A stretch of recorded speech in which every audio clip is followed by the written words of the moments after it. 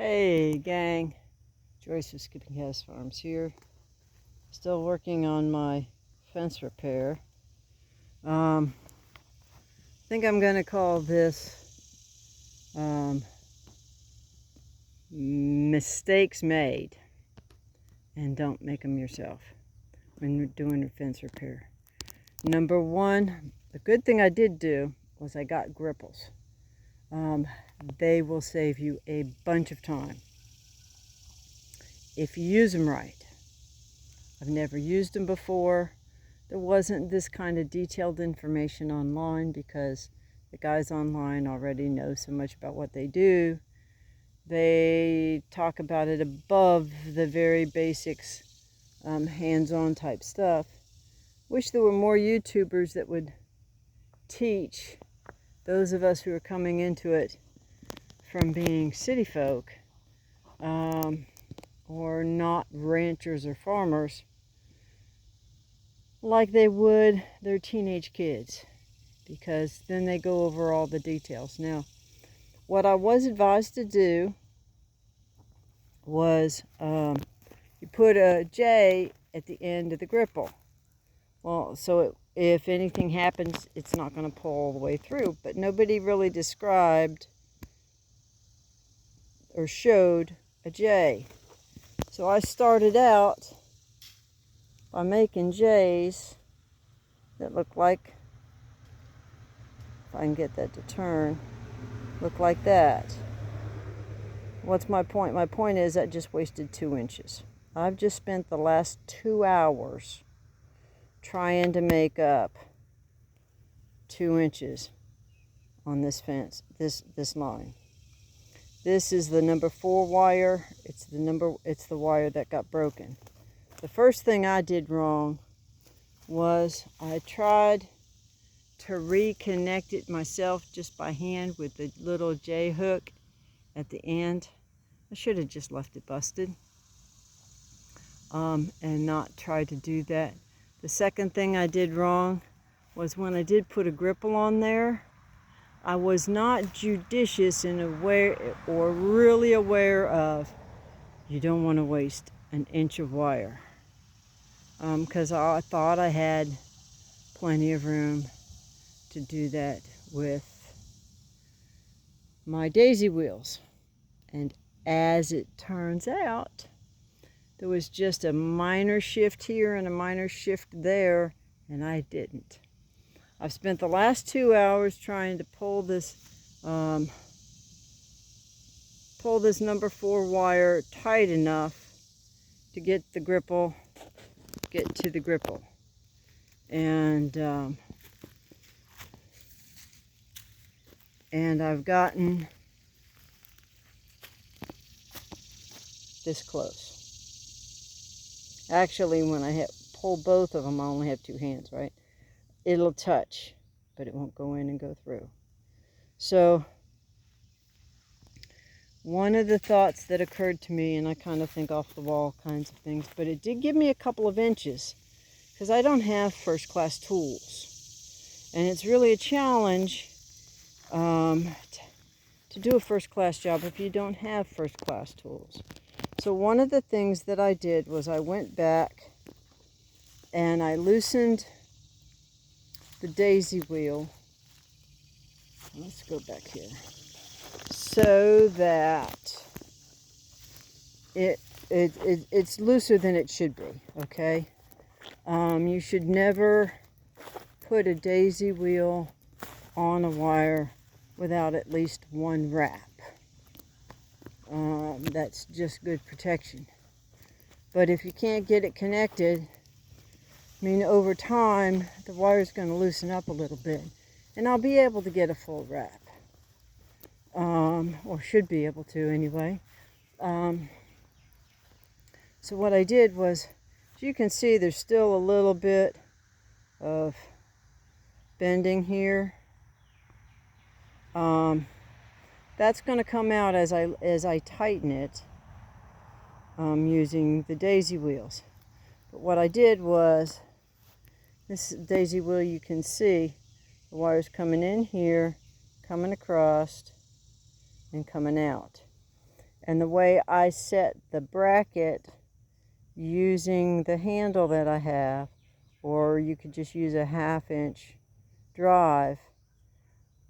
Why did I stop it there? Because that way it may slide, but it can't come all the way off. So this wire is on the inside of that pin, so it's not going to be able to come up here and come out. And this wire is on that side of the pin, so it's not going to be able to come this way and come out. So that's as loose as it's going to get.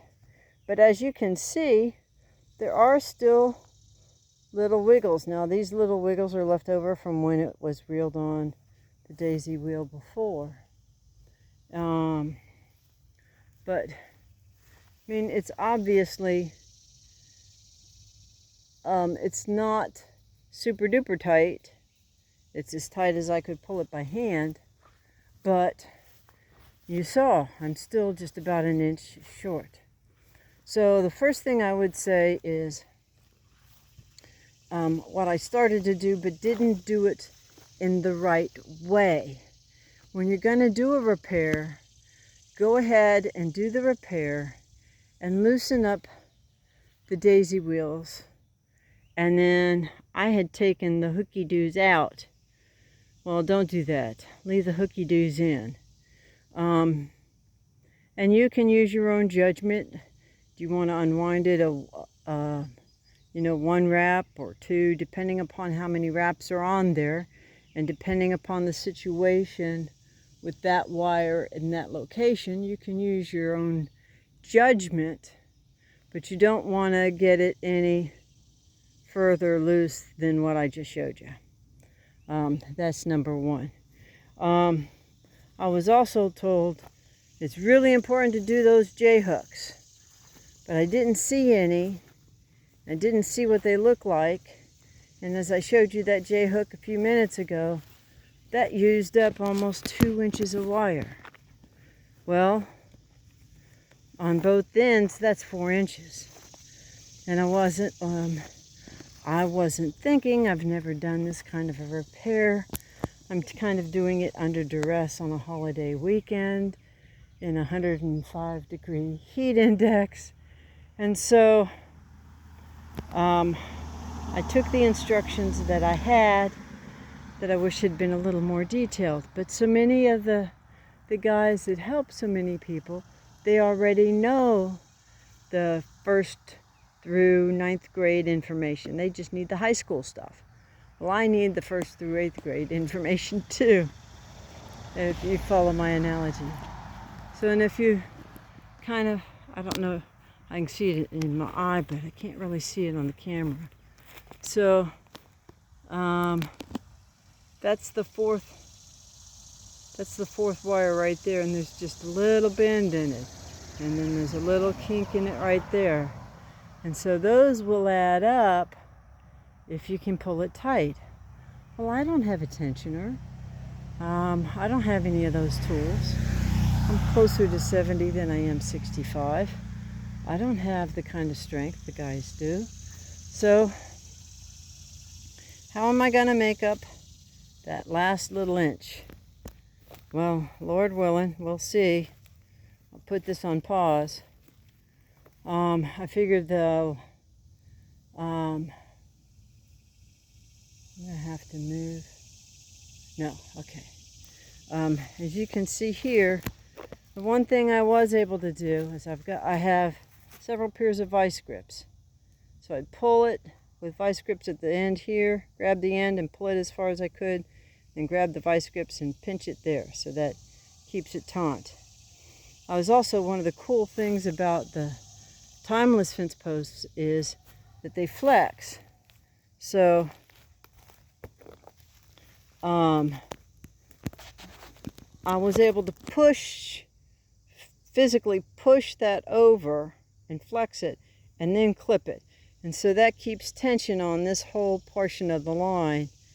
So I'm not going to lose any distance all the way down the line, and I kind of did that technique all the way down, I would push the timeless fence post over a good little bit, clamp it, then I grabbed the fence post and pulled on it, almost acting like a tensioner.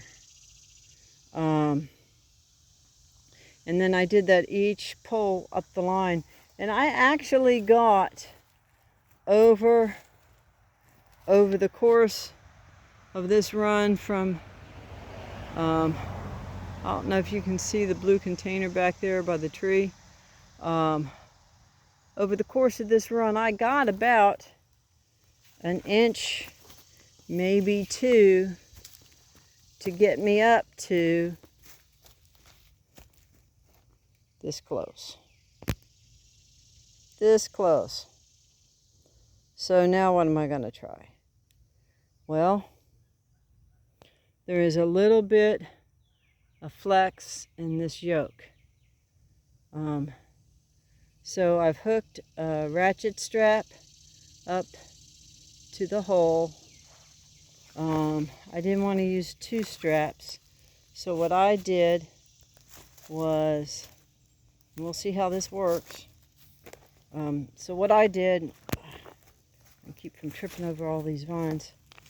This is not an overhand knot. If I did this and tightened it down with an overhand knot, you'd never get it out.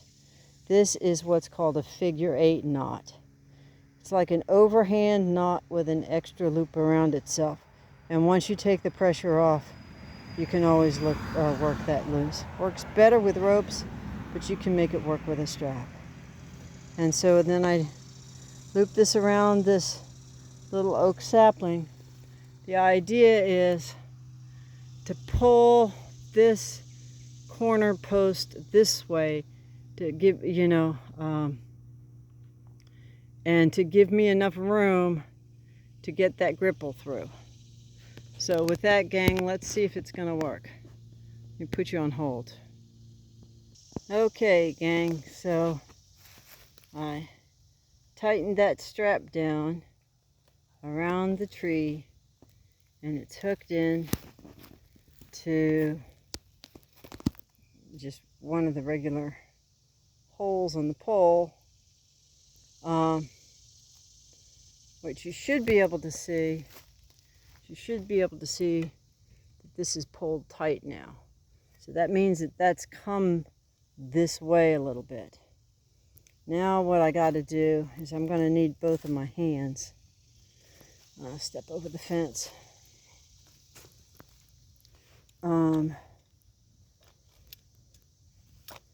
I've got another pair of, these are vice grip lookalikes.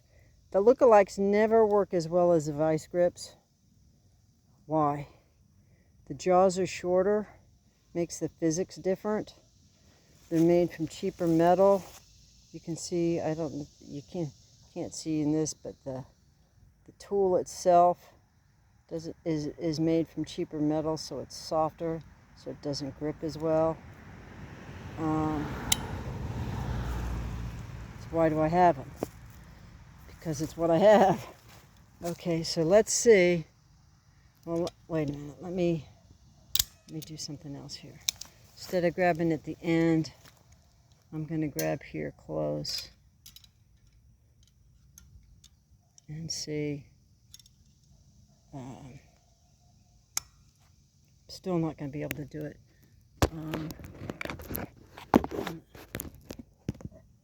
Let's see if we can make that work.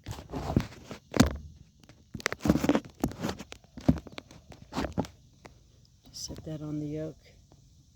I don't know if you're going to be able to see that or not. Is that going to work? So